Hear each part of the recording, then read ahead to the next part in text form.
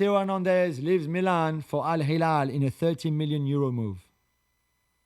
Yeah, I don't think this reflects well on Taylor Hernandez, but then, as you know, I'm always critical of him. It's good news for Milan because you get 30 million euros. He had other opportunities in Europe. Obviously, he was linked with Atletico Madrid. It wasn't just them. Milan were not going to renew his contract. I'm sure there were other teams in Europe that were put off by some of his or his many disciplinary issues, but the reality is, if you get Taylor Hernandez right, I mean, you know this better than I do, Jules, you have yourself a tremendous attacking fullback. In the end, Milan get 30 million euros that Max Allegri and Iglitare need, and he gets a shot at Al Hilal where he gets to team up with Simone Inzaghi. How about that? Let's swivel back to the under 21 Euros, Jules. It's going to be an England-Germany final. Feels weird not to mention France or Spain in a final, but it's England and Germany.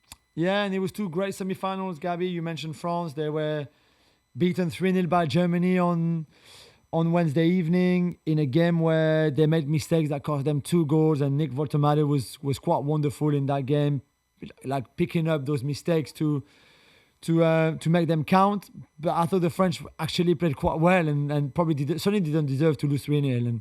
And I think they were probably, but at times, most of the time in the game, the best team. But well done to Germany.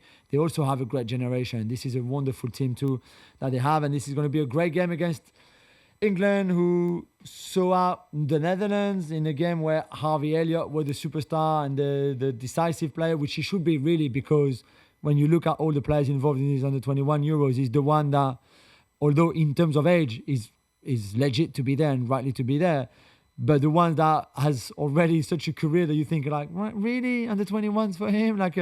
But so he carried that team. Well done. This is going to be a wonderful final if you want to watch it. Very, very good. 2 really good squads, 2 really good teams that play good football. So it should be really, really entertaining.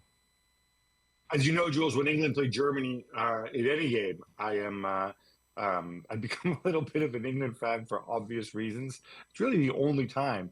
But I'm just psyched to see 2 of my favorite young players, Voldemort, who we've discussed many times, and of course, as you know, Harvey Elliott. What a player.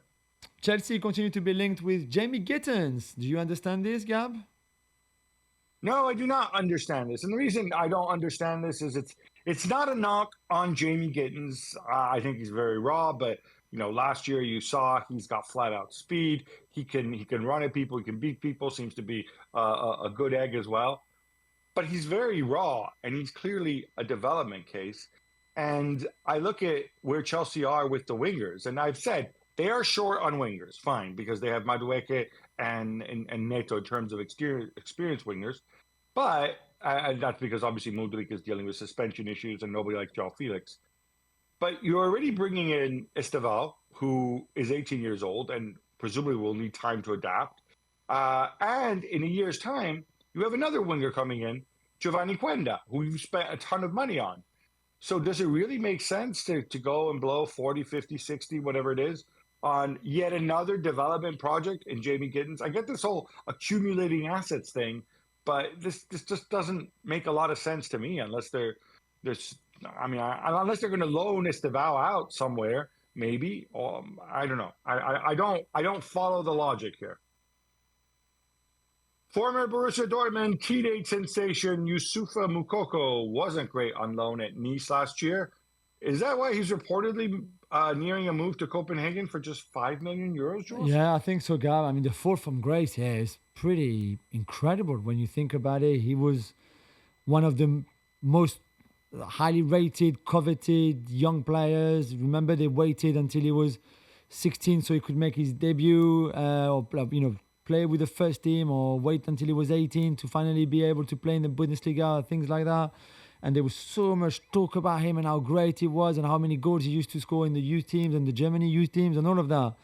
And I mean, at Dortmund he wasn't great to start with, certainly not consistent enough to be able to be part of that squad. So they send him on loan to Nice, where you think, okay, it's a league in Liga that is not as strong as the Bundesliga, in a team that is a good team for that league, and we saw it because they finished 4th.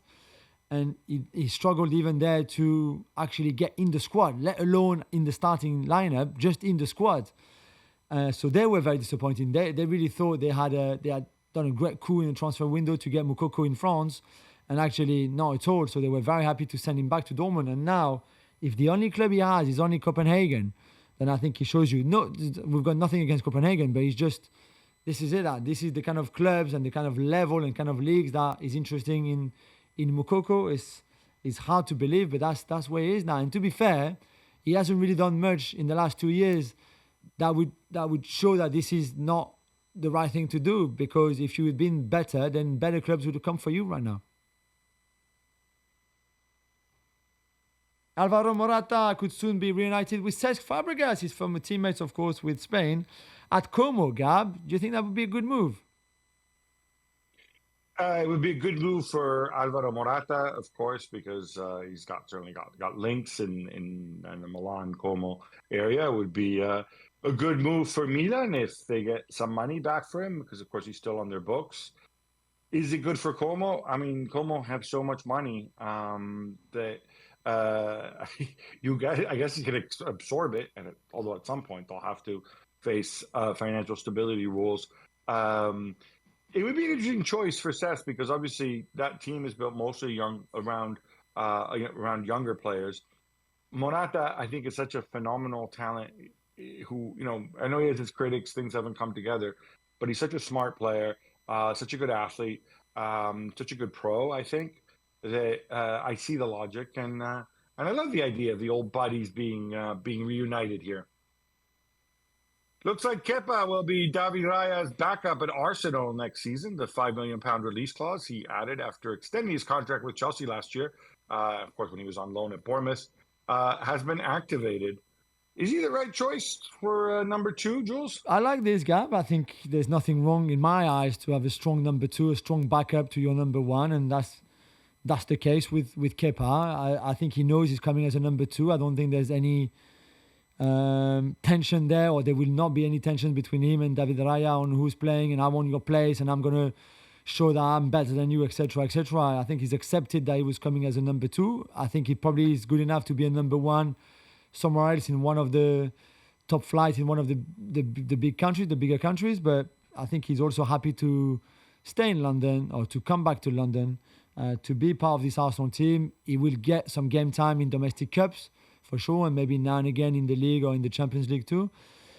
That is if Raya stays fit the whole season, of course. So yeah, I like this deal. I think for $5 million, you really take it. Yeah, I know. Neto played very little last year as number 2, and my only concern would be, I mean, Kepa's only 30 years old. I don't know. I would have liked the idea if Kepa said, like, I'm going to bet on myself, to have a really strong season as number 1 somewhere, maybe run down my contract. Just from his perspective, I'm not 100% on this. Also, because he's a very different profile from Raya. That would be my only concern. But just from a club perspective, you're getting 30-year-old for $5 million. You get a 30-year-old goalkeeper who is, not saying he's the best in the world, but he's probably top 20, top 25, and you have the luxury of having him as a backup. I'm good with that. Stefano Pioli is leaving Al Nassr, Gab. We will see him at Fiorentina next season. Yeah, looking that way. I think I would have wanted to see Pioli in the Italy job, as you know. He wouldn't have been my first choice. My first choice would have been Mancini, but they decided to go in a different direction. He's obviously has a history in Florence. It seems to me like Florence, they keep changing coaches, going in different directions. But Pioli can do so many things. He's a chameleon. He's good. He's good for Serie A. It's good to have him back. Barcelona have set a date for their return to the Camp Nou. How big a deal is this? Oh, I think it's massive, Gab. They've been waiting, and it's been delayed, and now finally they could maybe be in for the start of the season. August 10, the Johan Gamper Trophy against Como potentially there. I think they might have to start the Liga season, with a couple of away games to make sure that everything is fine for the first home game. But the first home game in the league should not be too far away, right? Maybe end of August, maybe beginning of September, something like that. Maybe after the September international break, but they're finally going to go home. Not that the stadium that they were in Montjuic was not good, but he just never really felt at home. It was never a football stadium either. And they had to play somewhere else, and they went there, but they could not wait to get back home. And this should be good, seeing how long it took them to rebuild or refurbish, completely modernize the Camp Nou. That's just you can imagine how spectacular this should be, a bit like what we saw with the Bernabeu and Real Madrid at the time. So we can't wait for this. August 10th, probably with the first friendly, and it's kind of like test event, if you want. And then maybe a few weeks down the line, they will finally have their Liga games over there. Yeah, I think it's going to be a reduced capacity as they finish things up around there. But what I'm not clear on, though, Jules, is why haven't they confirmed who the opponent's going to be? Because everybody's saying, oh, it'll probably be Como. But isn't that a little weird? Well, what's the holdup here? They normally get a prestige opponent, and they normally win the game. Although I think last year they lost to Monaco, if I'm not mistaken. That's right, on penalties, I think. Yeah, I don't know. You're right. There's still 6 weeks or so to go, to be fair. So maybe they think they have a bit of time.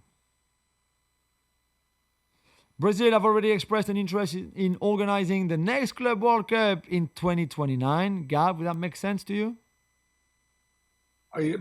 They firmly expressed their interest. The new guy who's in charge of the CBF came out and publicly said it. Supposedly, there's interest from Morocco. Of course, Morocco likes to bid on everything, and Australia. There's even talk of making it 48 teams. Please don't do that. We don't need to jump to 48 clubs. This is the right number. Don't change it. That would be silly. We don't need this yet. Not yet. Maybe one day, but not now. It's going to be, I think, a very different experience if you have it in Brazil versus the US. We won't have necessarily this obsession about tickets and whatever else. I think the kickoff times are going to be better, not just from a European perspective, but from an Asian perspective too, because of where they are. And certainly, I think it's fair to say that, if there's a country where this has captured the imagination the most, it's undoubtedly Brazil. So in that sense, it would be a fit. They obviously have stadiums left over from the World Cup that they hosted in 2014.